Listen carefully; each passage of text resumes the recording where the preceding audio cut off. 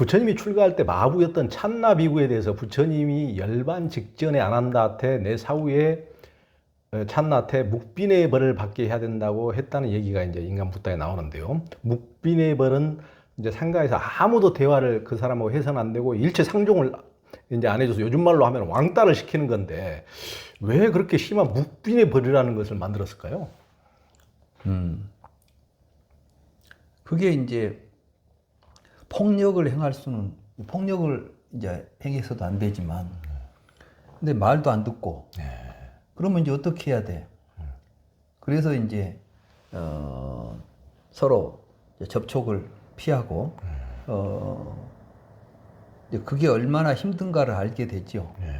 그래서 이제 묵빈의 벌을 준 다음에 묵빈은 근데 이제 바라이제는 아니니까 그래서 그 사람이 이제 그걸 뼈저리게 느끼고 반성하면 이제 풀어주는 것 아니겠어요? 그래서 그거는 우리 주변에서도 어떤 일을 해결할 때 폭력적으로 해결한다거나 뭐 하기보다는 그냥 그대로 혼자 내버려 둬버리는 이런 방법들이 굉장히 나는 그 필요한 때가 있다고 생각합니다. 어떤 집단에서도. 그러나 왕따하고는 좀 틀리죠. 왕따는 뭐냐면 조직적으로 그 사람을 일부러 그건 왕따는 폭력이에요. 왕따는 하나의 폭력의 다른 형태인데 이건 뭐냐면 그 사람이 스스로 반성할 수 있는 기회를 만들어 주는 거니까 그건 또 좀 다른 문제라고 봅니다. 그러니까 인간무타에도 나오지만은 그 찬나비구한테 이 묵분의 벌을 아난다한테 얘기하라 그러니까 그 사람이 얼마나 난폭한데 나 혼자 가면 어떻게 얘기하느냐. 이제 그 가로 열고에 얘기 안 나오지만 가로 열고에 잘못하면 두드러 맞을 수 있다는 그런 것이 이제 암시되는데 그렇게 폭력적이었던 모양이에요. 그러니까 이제 그런 묵빈의 부처님도 그걸 아시고 묵빈의 벌을 내리고 자기가 그런 식으로 남들을 얼마나 괴롭히고 있는지를 스스로 이제 깨닫게 하고 나중에 그럼에도 불구하고 이제 묵빈의 벌을 받고 나서 나중에 아라한이 되니까 이제 그 자체로 묵빈의 벌이 해소가 된 거다. 아라한이 되면 이제 그런 대목이 나와서 참 그래도 찬나가 스스로를 돌아보고 그래도 제대로 또 수행을 해서 아라한이 됐다는 대목에서 참 그게 또 그 벌이 효염이 있었구나라는 것을 알 수가 있었습니다. 그렇죠. 교수님께서 이제 번역하신 니까야 등 초기 불전들을 보면은 부처님은 자기 생각을 이야기할 때도 내가 좌선 중에 이런 생각이 떠올랐다 그러시면서 이제 그걸 다시 반복해서 말씀하시고 또 부처님이나 부처님 제자들은 상대방이 무슨 말을 하면 대꾸를 할 때 바로 자기 말부터 하지 않고 상대방이 한 말을 그대로 되풀이해서 한 번 한 다음에 그 다음에 자기 말을 하거든요. 가령 인간 붓다에서도 대바다타에 사주를 받아서 부처님을 살해하러 온 사람들이 부처님의 위를 보고 사리를 거둔 뒤에 세종이시여 저는 죄를 지었습니다. 어리석게도 눈먼 봉사처럼 착하지 못하고 사악한 의도를 가지고 사리를 품고 이곳에 왔습니다. 라고 얘기를 하면 부처님은 존자여 그대가 어리석게도 눈먼 봉사처럼 착하지 못하게 사악한 의도를 가지고 사리를 품고 이곳에 온 잘못을 저지른 것이 확실한가? 라고 이제 똑같이 말을 되풀이해서 이제 이걸 반복하는데요. 초기 경전에서 이렇게 이제 말이 반복되다 보니까 요즘 왜 이렇게 종이값도 아까운데 그것을 너무 많이 반복한다는 느낌도 들고 현대인들이 보기에는 왜 이렇게 중언부언하는가라고 이제 느껴질 수가 있는데요. 편집 이렇게 결집 과정에서 안 한다가 이 얘기를 하면은 이제 다른 장로들이 이를 공인하는 과정에서 이제 되풀이 하다 보니까 그걸 그대로 옮기다 보니까 그럴 수도 있겠다는 생각도 들고 그렇게 자기 생각을 반복해서 말하는 것은 자기 생각을 잘 알아차리고 있다는 것을 보여주기도 하고 또 상대방의 말을 반복해 하는 것은 상대방의 말을 내 식대로 이제 듣지 않고 잘 알아차려 경청한다는 것을 보여주기도 하는데요. 그런 이유에서 그렇게 반복한 것입니까? 어떻습니까? 뭐 여러 가지가 이제 이유가 있겠죠. 저도 그건 잘 모르겠어요. 그 사람들이. 근데 이제 경전에 그런 서술 형식이 나오는 걸 보면 특히 이제 인도의 그 대화 방법은 그 사람들이 우리가 생각했던 것보다 훨씬 더 대화나 토론의 중요성을 잘 알고 있는 사람들입니다. 그래서 그들은 일찍부터 논리학도 발달했고 서로 대화를 주고받을 때 3번을 확인해요. 그러니까 내가 이 말 하잖아요. 그럼 당신 이 말 했지요? 라고 물어야 돼. 그래서 했습니다. 그러면 그걸로 끝하지 않아요. 그걸 3번을 확인해야 돼. 당신이 나를 뭐 이러이러하다고 나에게 방금 이야기했죠? 이렇게 물으면 예. 이렇게 말했죠? 예. 이렇게 말했죠? 예. 그러면 이 3번을 하는 동안 수정할 수가 있어.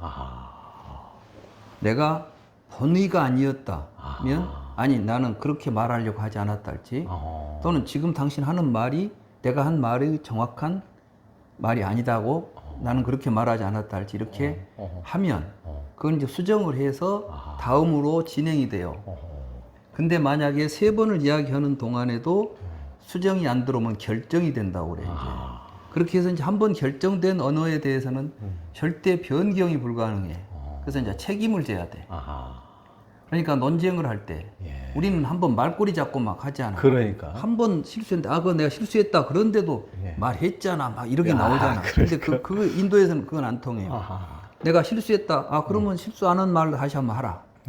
그래서 이제 그 사람이 본 뜻을 정확하게 표현할 수 있는 기회를 주는 거예요. 네, 이런 의미도 있었을 것이고 또 경전에는 그 말을 그대로 정하고 있다는 이야기를 뜻해서 그래서 나도 하도 그것이 이제 만해지니까 그래서 이제 니까야 번역할 때는 그냥 그 이야기를 그런 이야기를 했다 해가지고 구체적인 내용은 생략하고 둘이 나눈 이야기를 부처님께 전해드렸다 이런 식으로 해서 좀 융통성 있게 번역을 했어요. 그래서 내용은 빼지 않았지만 현대인들이 볼 때는 아까 똑같은 중원본. 아니 나도 처음에 번역하면서 뭔가 한 글자라도 다른 게 있으니까 또 하지 않았겠느냐. 그래서 그걸 이제 단어 하나하나 앞에 접두 하나까지 확인해 가면서 해도 똑같아. 그래서 이게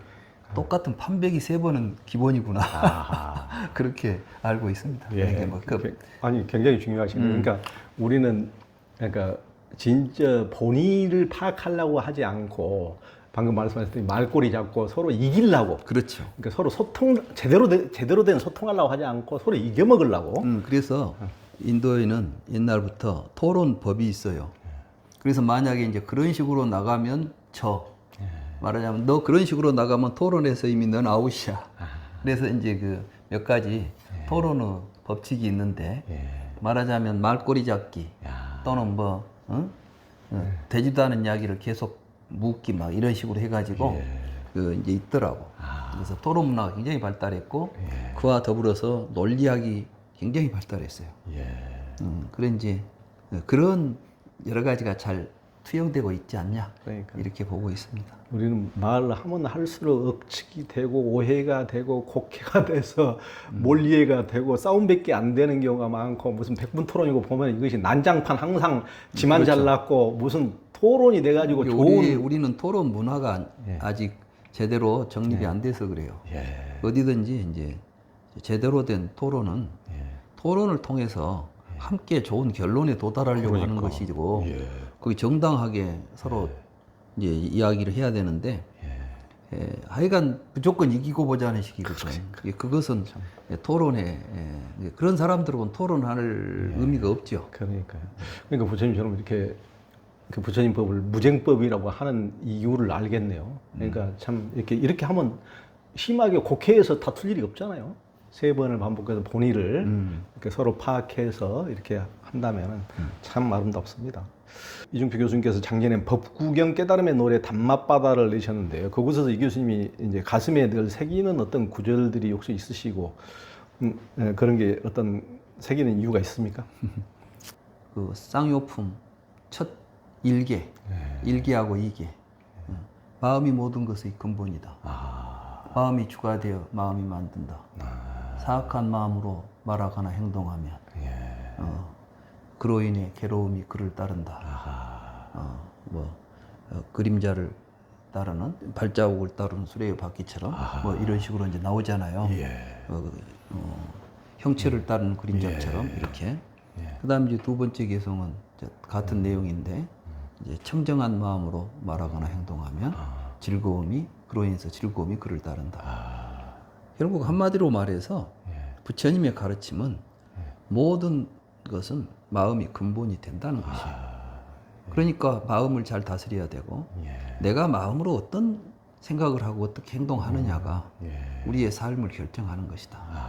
그러니까 항상 자기 마음을 잘 살피는 일에 우리가 많은 공을 들여야 된다.